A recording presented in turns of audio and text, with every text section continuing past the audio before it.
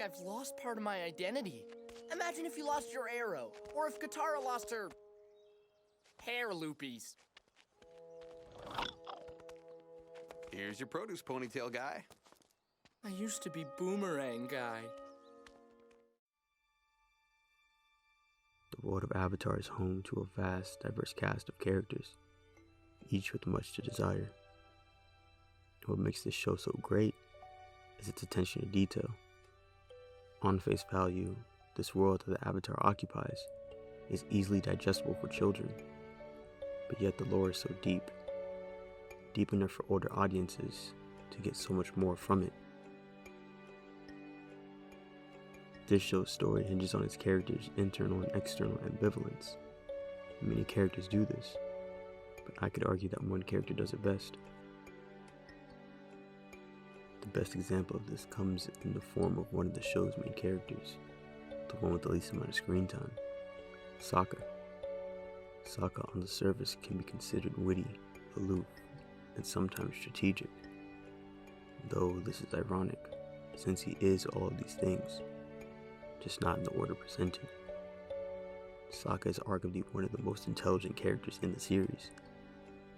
While he does enjoy a bad pun or two, Sokka knows his role on Team Avatar. No, this is my fight. Alone. Sokka of the Southern Water Tribe bears the mark of the wise and defines a leader. Yet, he's not a leader in the traditional sense. He doesn't just lead with an iron fist like Ozai leads the Fire Nation, and nor does he solely guide gently like Iroh does unto Zuko. But alternatively, his leadership adapts to the situation. It adapts from person to person. His dedication to his team, his dedication to the mission, never dithered. Tough. Metal bend the rudder so it's jammed in a turning position. The ship will spiral and slam into the others. Got it!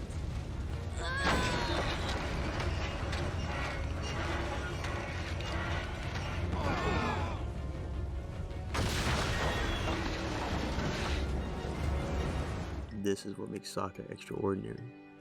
His foresight.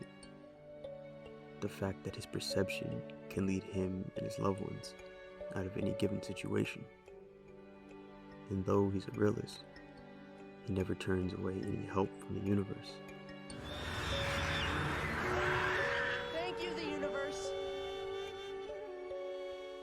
Sokka resembles an onion-like personality. Lovable on the outside, sure, but with more and more layers that he pulls back, one can't help but to appreciate him as well. Along with giving the team a good laugh or two, he's there to console. He's there to listen. He sees each member of the team as a member of his family and treats them as such. Of course, taken at face value, you get a character who's brash but caring. But when delving a level deeper, we see a master strategist and a true protector. We finally got the war balloon working thanks to Sokka. This boy's a genius. Thank you. You're a genius. Thank you. Sokka is the soul of the group. Therefore, he is aware of the team's compatibility and gives them just what they need, precisely when they need it. This he learned from his father Hakoda. His approach comes in one of two forms, either devising a plan to progress the story, or just providing a good joke to lift the spirits of his friends. Hey! We're in enemy territory. Those are enemy birds.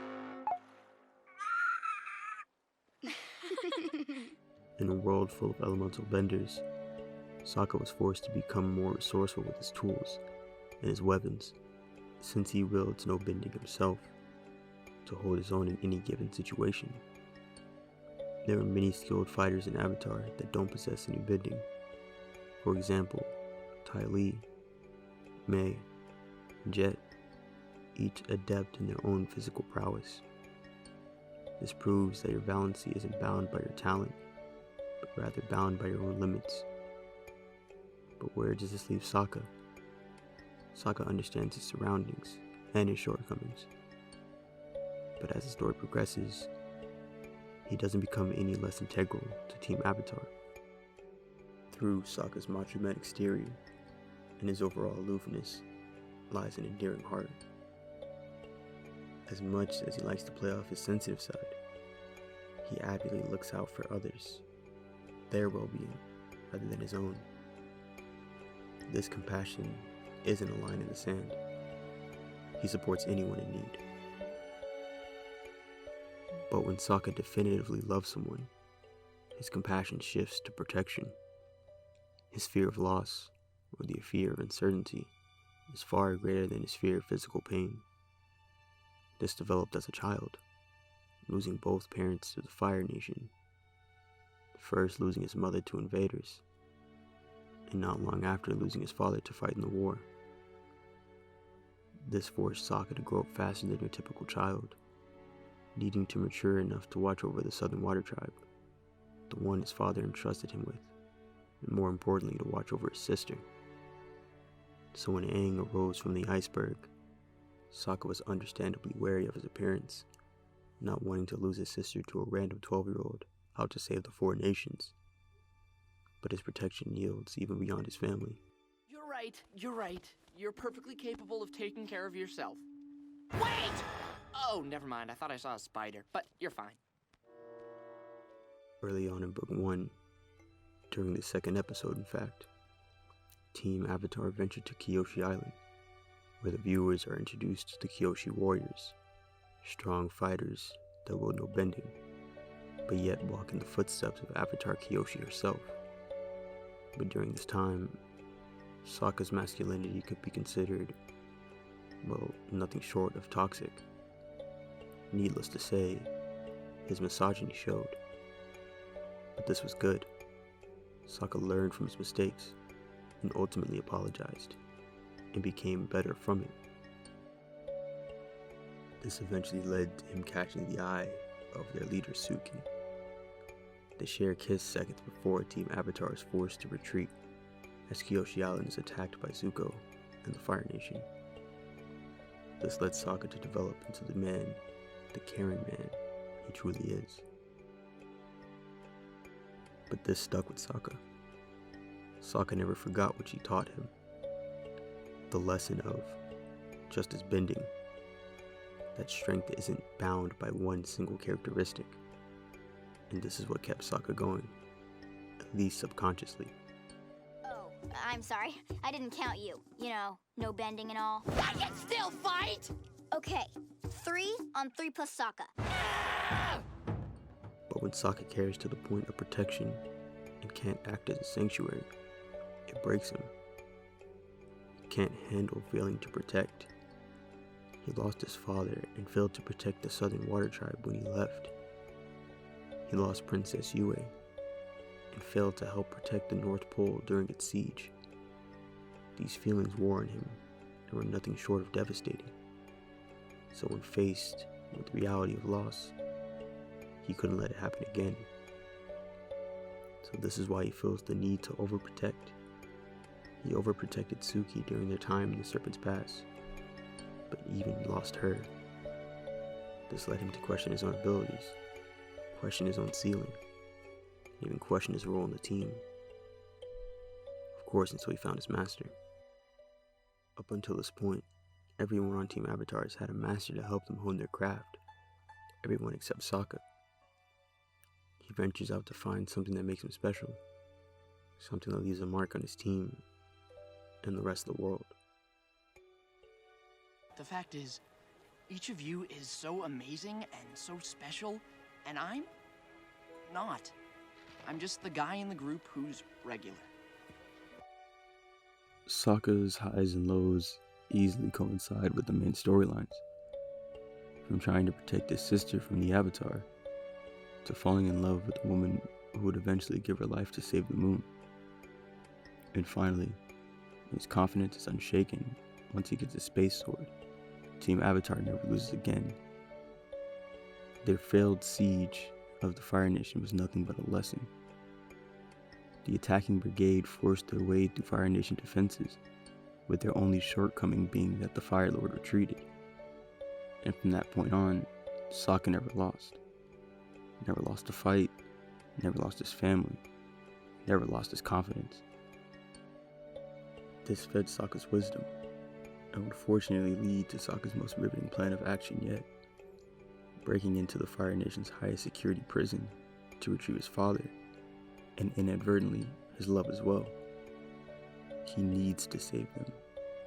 He needs to regain what he's lost, and more importantly, what was taken from him, his happiness and his security.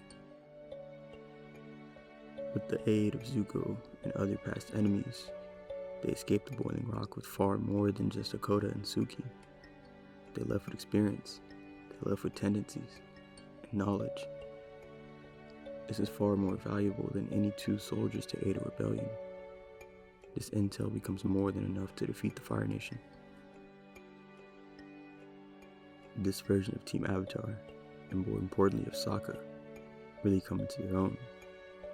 We feel and accept these characters, flaws and sins and all. So by Sozin's comment, we are just as nervous and prepared as they are, as each of the team members have their tasks, with Zuko and Katara assigned to Azula, and Aang tasked with defeating the Fire Lord. Sokka, Toph's, and Suki's mission seems the most impossible. Overall, we get a general feel of finality and mortality as we see the Earth Kingdom succumb to the Phoenix King's flame. The heroes arrive just in time to disrupt the world from chaos, and Sokka concocts yet another masterful plan on the spot. Airship slice! And even when the situation seems bleak, in light of the ensuing comet, Sokka's resourcefulness and low latency keeps him alive. His ability to think on his feet, until he lost one, is driven by his motivation to protect. His judgment is beyond commendable.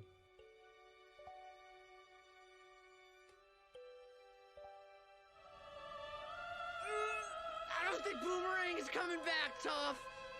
It looks like this is the end. Sokka has always been considered to be 1B when compared to Aang, Katara, and Zuko's 1A. Yet without him, Team Avatar would not have been able to get themselves out of many predicaments they found themselves in. And Sokka wasn't graced with bending, but he was blessed with something far more versatile. He was blessed with resolve.